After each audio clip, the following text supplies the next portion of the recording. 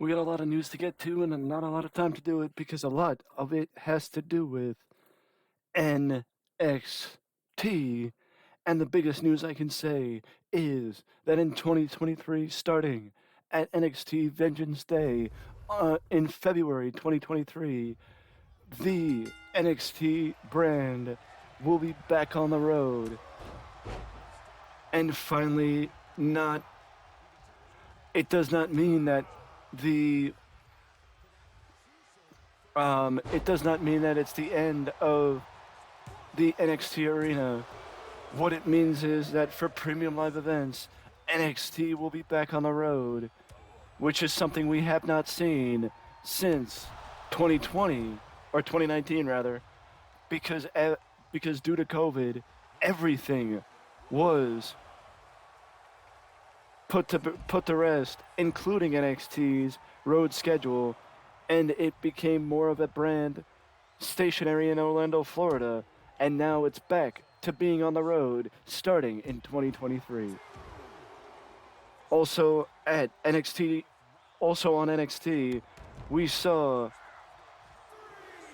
Vincent and Dutch appear in the crowd. Vincent and Dutch are former Ring of Honor talent, and Vincent also spent time in Impact Wrestling as a part of the Honor No More faction.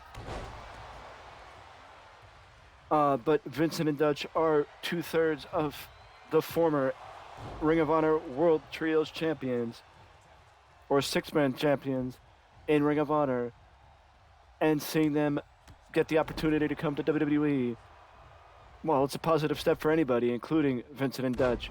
Also, alongside Vincent and Dutch, Kylie Ray and Casey Navarro were also given recent tryouts within WWE and could be new talent for the NXT brand because, WWE has been signing a lot of people for the main roster recently, but they have not been rehabbing NXT because NXT was hit, maybe not just as hard as the main roster, but NXT was hit hard by the budget cuts over the last 2 years, losing a lot of stars that the brand was known for, and in general losing a lot of talent.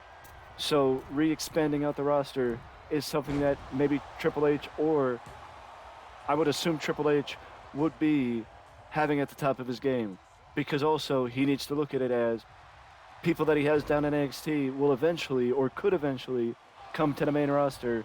I do think one decree that is still in place from the Vince McMahon regime is that if within a certain amount of time that the talent does not show improvement, they will drop off and they will get let go. So that does make sense, because the one thing that you need to do is you can't keep people just for the sake of keeping people down in NXT. You got to keep people that are making progress and inevitably will make it to the main roster. Because remember, NXT might be its own brand, but at the same time, it is also the developmental territory for people who inevitably make their way to the main roster. But if they're not making their way to the main roster, then what's the point of having them down in NXT?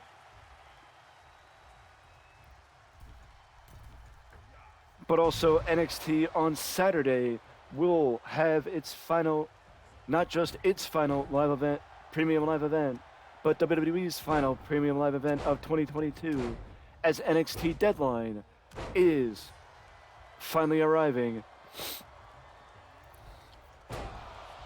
And that means that we will finally get a taste of the Iron Survivor Challenge, because the Iron Survivor Challenge will make its debut at NXT Deadline,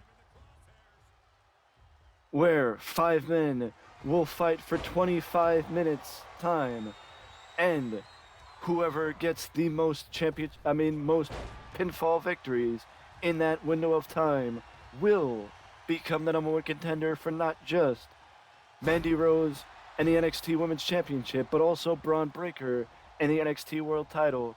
So basically, it's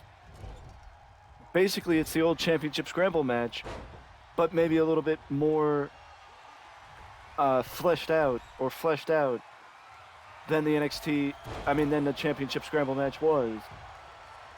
But I'm looking forward to it because it sounds like an interesting concept.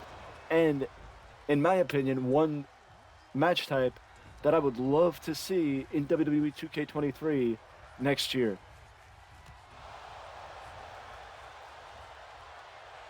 And the one thing that was not noted in the past is we were missing some talent as there was spots for wildcard stars with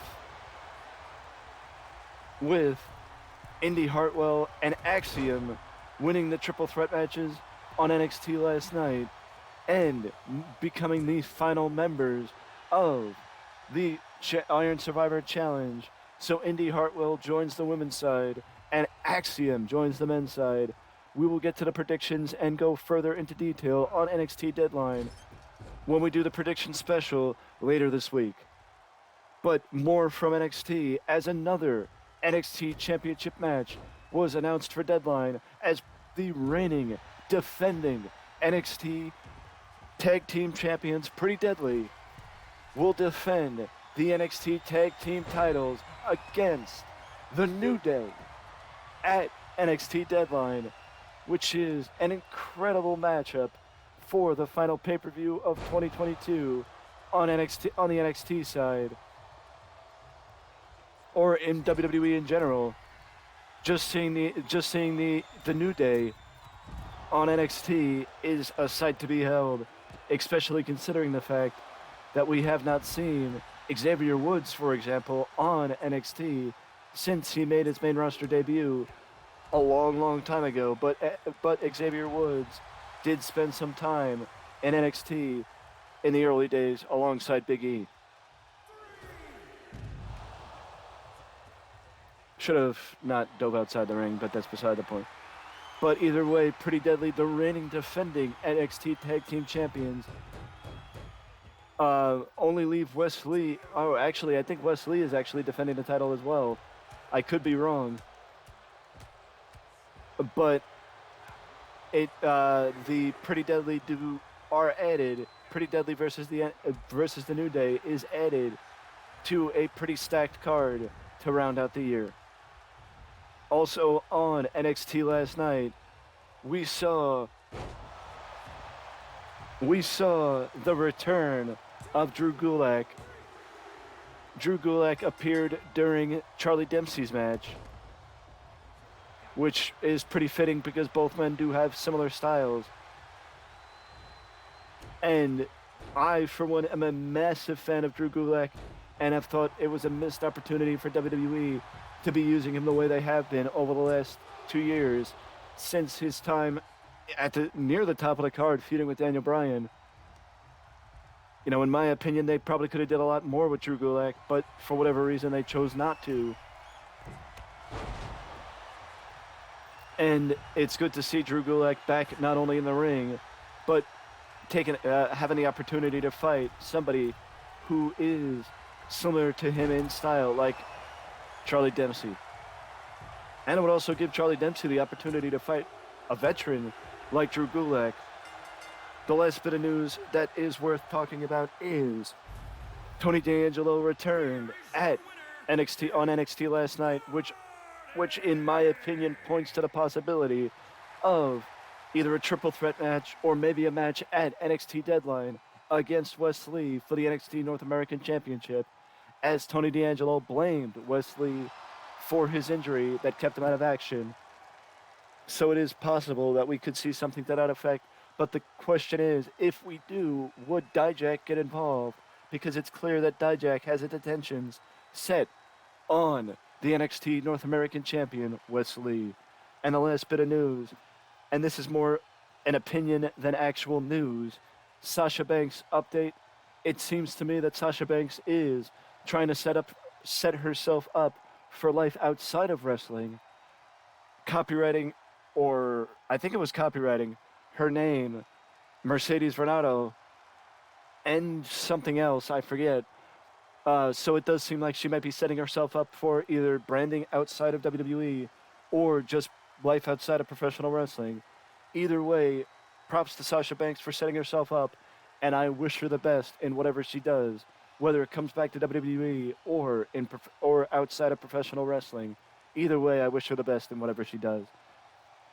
But either way, this is the end of the news today. Let me know your thoughts on anything and everything that we talked about in this video. And with that being said, you can let me know you're enjoying this content by leaving a like and subscribing to the channel for more content just like this that you can only find right here at Wrestling Express. Till next time, do not forget to ding dong that notification bell to always know when a new video is up on the channel, and maybe my outro will sound more together in the next video. But to find that out, you gotta tune in and find out what happens next time. See you soon.